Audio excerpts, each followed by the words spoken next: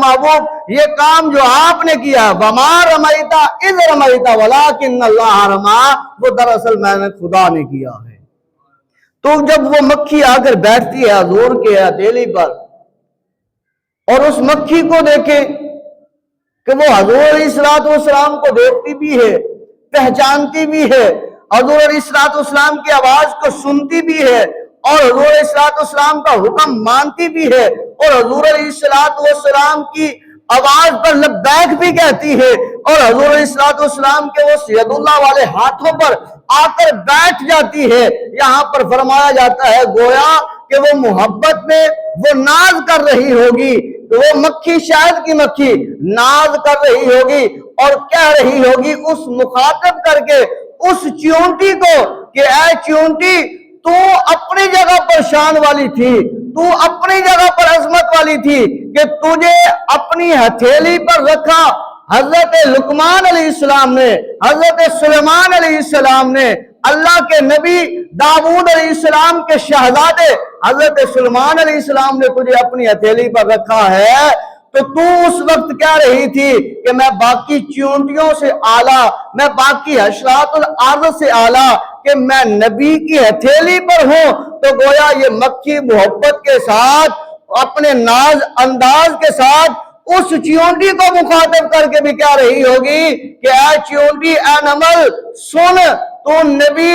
سلیمان کے ہاتھ پر آ کر تناز کر رہی تھی، تو میں تجھے بتاؤں ذرا دیکھ صحیح، آج دیکھ میں نبیوں کے امام الانبیاء کے ہاتھ پر میں ناز کر رہی ہوں۔ وہ آ کر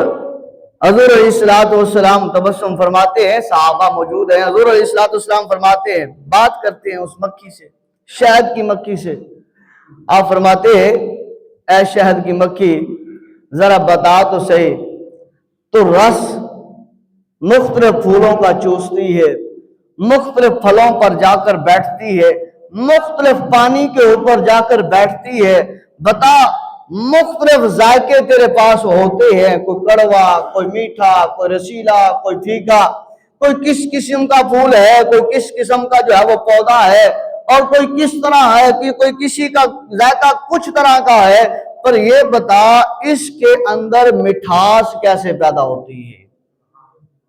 بلند آواز سے کہہ دے سبحان اللہ۔ یہ اپنے نبی کی عظمت سن رہی ہے کہ یہ نبی کی عظمت کو تو دیکھے نا، اور اس مکھی کی شان کو بھی دیکھے کہ وہ حضور علیہ السلام سے بات کر رہی ہے،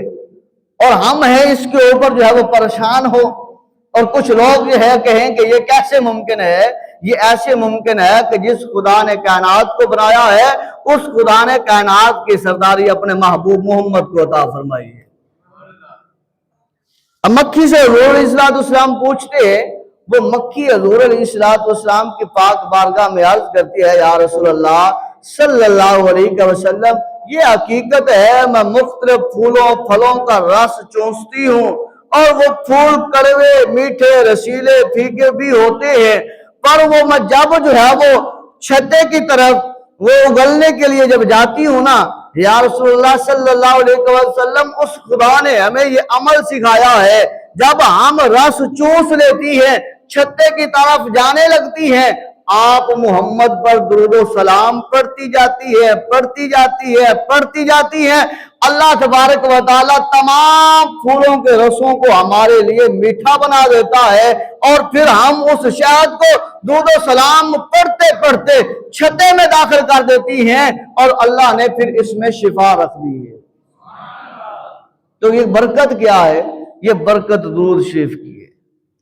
یہ برکت درود پاک کی ہے، یہ برکت حضور علیہ السلام کی ذات پر درود اور سلام پڑھنے کی ہے۔ اب یہاں دیکھیں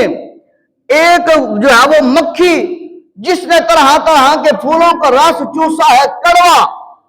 لیکن حضور کی ذات پر درود اور سلام پڑھتی ہے، اللہ اس میں مٹھاس پیدا فرما دیتا ہے۔ ذرا دیکھیں ہمارے لہجے، ہمارے بولنا